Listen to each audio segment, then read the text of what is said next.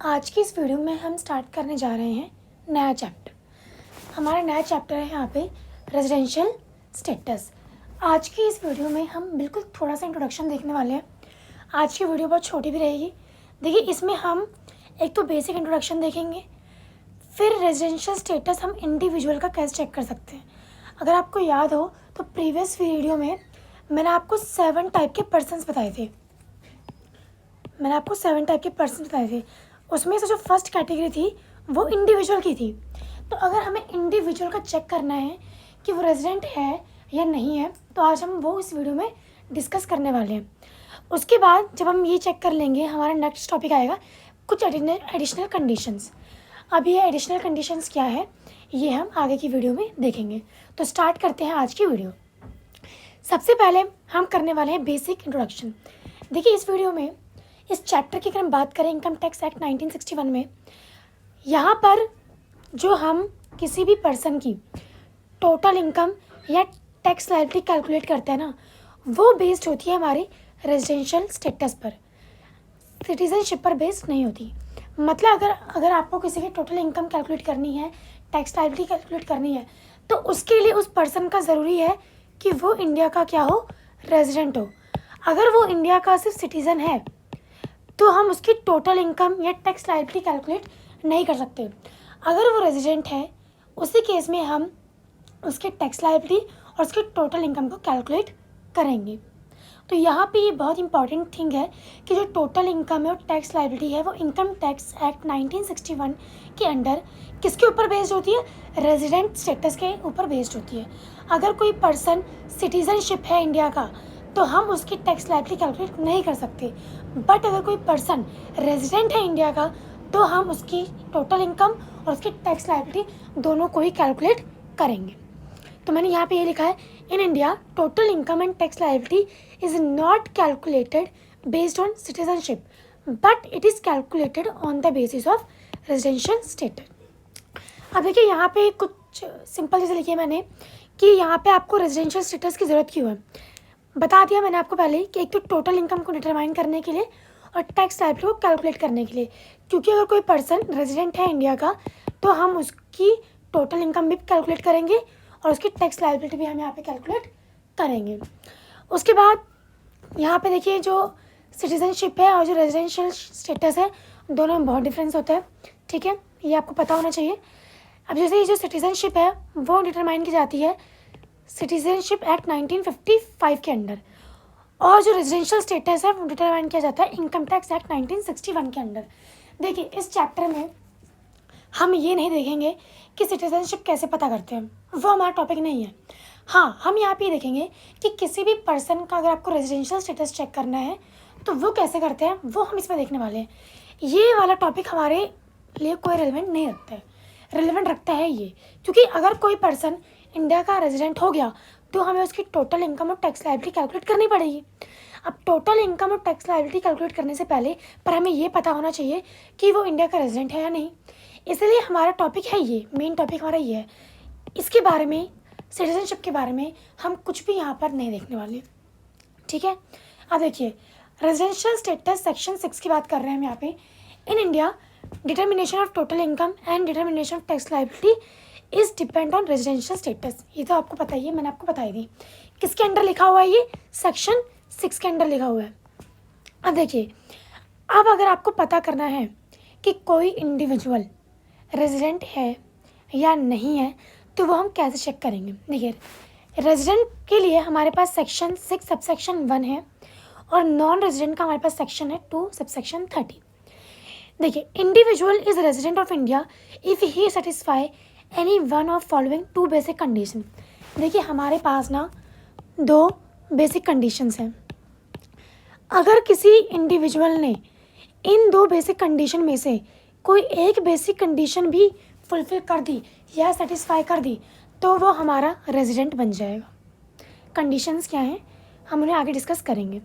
और मान लीजिए कोई ऐसा पर्सन है जो 2 बेसिक कंडीशन में से एक भी बेसिक कंडीशन को सेटिस्फाई नहीं कर पाया, तो वो हमारा क्या बन जाएगा, non resident. Individual is non resident of India if he could not satisfy any one of basic condition.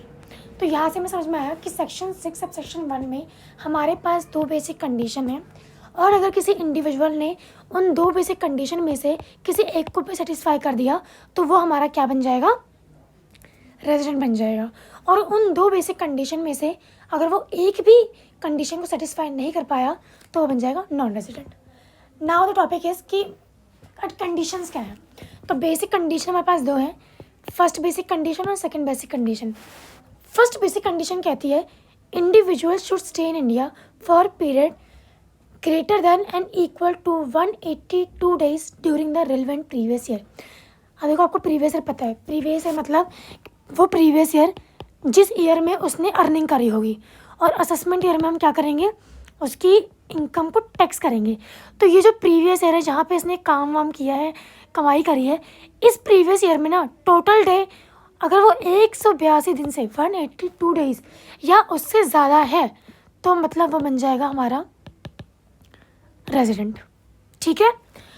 और सेकंड बेसिक कंडीशन है individual should stay in India for period greater than and equal to 60 days during relevant previous year and stay in India greater than 365 days during consecutive 4 previous preceding the previous year। देखिए इसका मतलब क्या है, क्योंकि definition से कुछ समझ नहीं आने वाला।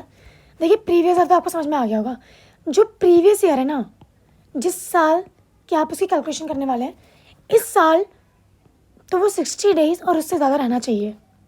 ठीक है, 60 डेज से ज़्यादा ही होना चाहिए। और इससे पिछले के जो 4 साल हैं, जैसे मान लीजिए मैं अगर ले लूँगी 2020 से मैंने 21 ले लिया, तो 2020 से 21 में तो वो 60 है और 60 से ज़्यादा रहना चाहिए।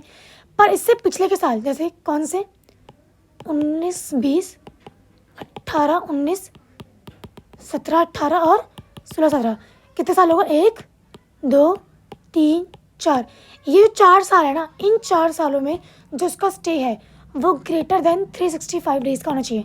मतलब आप 1 ईयर कह सकते हो यहाँ पे।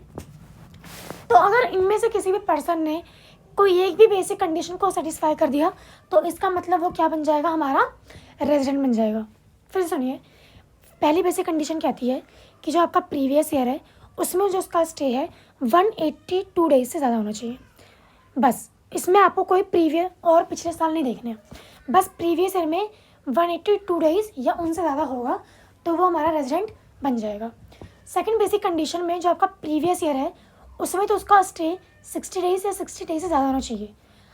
अगर 60 डेज से ज़्यादा है तो आप चेक करो क्या पिछले 4 साल में क्या उसका टोटल स्टे 365 डेज से ज़्यादा है। अगर 365 डेज से ज़्यादा निकल जाता है तो वो हमारा क्या बन जाएगा, रेजिडेंट। और इन 2 कंडीशंस में से एक का सेटिस्फाई होना ज़रूरी है, दोनों नहीं। मान लो अगर ये वाली सेटिस्फाई हो जाती है तो वो हमारा रेजिडेंट बन जाएगा, और मान लो ये वाली नहीं हो रही है पर ये वाली हो रही है तो वो क्या बन जाएगा, रेजिडेंट बन जाएगा। आगे देखते हैं। देखिए अगर कोई इंडिविजुअल हमारा रेजिडेंट बन जाता है तो उसके बाद हमें चेक करना है कि क्या वो ROR है या फिर वो NOR है। ठीक है, ये हम तब चेक करेंगे जब कोई रेजिडेंट होगा। अगर कोई रेजिडेंट है तभी हम चेक करेंगे कि वो ROR है या नहीं है। अगर मान लीजिए कोई NR निकल गया, नॉन रेजिडेंट निकल गया, तब तो हमें ये चेक ही नहीं करना। पर अगर कोई रेजिडेंट निकल जाता है, अगर वो उसने कोई एक बेसिक कंडीशन को सेटिस्फाई कर दिया, तब हम चेक करेंगे कि वो ROR है या फिर NOR है। अब देखिए, if an individual is a resident of India then we need to check if he is ordinary resident और not ordinary resident of India. वही कि वो ROR है या फिर वो NOR है। To determine who is ordinary and who is not ordinary resident, we need to check additional condition under section 6 subsection 6 subclause A। देखिए जब पहले ना हमारी बेसिक कंडीशंस आती हैं, बेसिक कंडीशन में बताया गया है कि कौन हमारा रेजिडेंट है। अगर कोई रेजिडेंट निकल जाता है तब हमारे पास आती है एडिशनल कंडीशन चेक करने के लिए कि वो ROR है या वो NOR है। अब देखिए, if both of additional condition are satisfied, then an individual is resident and ordinary resident of India. If any one or none of additional condition gets satisfied, then individual not ordinary resident NOR ROR। मतलब देखिए, मैंने आपको बताया कि basic condition में अगर आपको किसी का रेजिडेंशियल स्टेटस चेक करना है तो कोई एक कंडीशन अगर सेटिस्फाई हो जाती है तो इट मीन्स वो बन जाएगा रेजिडेंट। पर हमारी जो एडिशनल कंडीशंस है उसके केस में हमारे पास 2 कंडीशन है और दोनों ही कंडीशन का सेटिस्फाई होना ज़रूरी है। अगर दोनों कंडीशन सेटिस्फाई होती हैं तभी वो इंडिविजुअल ROR बनेगा। और दोनों में से अगर कोई, मान लीजिए अगर दोनों में से कोई एक सेटिस्फाई हो रही है, कि मान लो कोई एक ही सेटिस्फाई हो रही है, तो वो NOR बनेगा। तो बेसिक कंडीशन के लिए एक सेटिस्फाई होना ज़रूरी है और एडिशनल कंडीशन के लिए दोनों को सेटिस्फाई करना ज़रूरी है। अब एडिशनल कंडीशन जो कि सेक्शन 6 सबसेक्शन 6 सब क्लास ए में दी गई हैं, वो क्या है डिस्कस करते हैं। देखिए, मैं अगर ये पढ़ूँगा आपको समझ नहीं आएगा, मैं ऐसे बताती हूँ। देखिए, यहाँ पे आपको चेक करना है। देखिए, प्रीवियस ईयर जो है उसे तो आप छोड़ दीजिए। पहली कंडीशन हमारी क्या आती है, पिछले 10 साल। जैसे मान लीजिए ये हमारा 20 से 21 है, तो ऐसे पिछले के 10 साल क्या होंगे, एक हो जाएगा यहाँ पे हमारा 19 से 20, 18 से 19, 17 से 18, 16 से 17, फिर 15, 16, 14, 15, 13 12, 13, 11, 12। तो 1 2 3 4 5 6 7 8, एक और ले लेते हैं, 2 और आएंगे यहाँ पे। एक आएगा हमारा 10 11 और एक आएगा 9 11 9 10, ठीक है। तो ये जो पिछले 10 साल है ना, इन 10 सालों में आपका जो स्टे है वो 2 साल से ज़्यादा का होना चाहिए। That means 730 days. यहाँ पिछले 10 साल जो है उसके अंदर जो आपका स्टे है वो 730 डेज़ का होना चाहिए। ये पहली एडिशनल कंडीशन है। दूसरी एडिशनल कंडीशन जो है वो है यहाँ पर कि जो पिछले हमारे 7 साल हैं, यहाँ पे आपको 7 साल का देखना है। तो पिछले 7 साल कहाँ पे आएंगे, 1 2 3 4 5 6 7, मतलब यहाँ 12 13 में।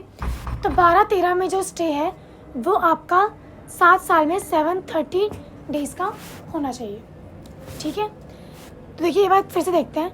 पहली कंडीशन में पिछले 10 सालों में 2 इयर्स का स्टे होना चाहिए और सेकंड कंडीशन में पिछले 7 इयर्स में जो स्टे है वो 730 डेज से, सॉरी यहाँ पे आएगा 730 या 730 डेज से ज़्यादा होना चाहिए, ठीक है। अगर किसी इंडिविजुअल ने दोनों ही कंडीशंस को सेटिस्फाई कर दिया तो उसका मतलब वो हमारा बन जाएगा यहाँ पे ROR। और दोनों में से अगर कोई भी एक कंडीशन अगर वो सेटिस्फाई करता है तो उस केस में वो बन जाएगा NOR। देखिए, थियोरेटिकल में इतना ठीक से समझ में नहीं आता, इसका नेक्स्ट क्लास में हम करेंगे प्रैक्टिकल में हम बहुत सारे क्वेश्चंस करेंगे तो हमें समझ में आ जाएगा। बस अभी आपको ये समझना है कि अगर कोई रेजिडेंट हो जाता है, अगर किसी ने एक बेसिक कंडीशन को सेटिस्फाई कर दिया तो वो बन जाएगा रेजिडेंट। फिर ROR के लिए हमें उसकी दोनों ही कंडीशन सेटिस्फाई होनी चाहिए, एडिशनल कंडीशन। उसमें से पहली है कि जो प्रीवियस ईयर है उसके पिछले 10 सालों में उसका जो स्टे है वो 2 ईयर से ज़्यादा का होना चाहिए, 2 ईयर्स या उससे ज़्यादा, ठीक है। और दूसरी कंडीशन है कि पिछले 7 सालों में 730 या 730 डेज से ज़्यादा का स्टे अगर होता है तो हमारा सेकंड कंडीशन अप्लाई हो जाएगी। और दोनों ही कंडीशंस को अगर वो अप्लाई कर देता है, सेटिस्फाई कर देता है, तो इट मीन्स वो हमारा बन जाएगा यहाँ पे ROR, ठीक है। तो आज के वीडियो में हम इतना ही रखते हैं। नेक्स्ट क्लास में हम कुछ करेंगे प्रैक्टिकल्स क्वेश्चंस, तो हमें अच्छे समझ में आ जाएगा। यहाँ तक आप लोग रिवाइज़ करना अच्छे से, बाकी हम करेंगे नेक्स्ट क्लास में। आज के लिए इतना ही। Thanks for watching.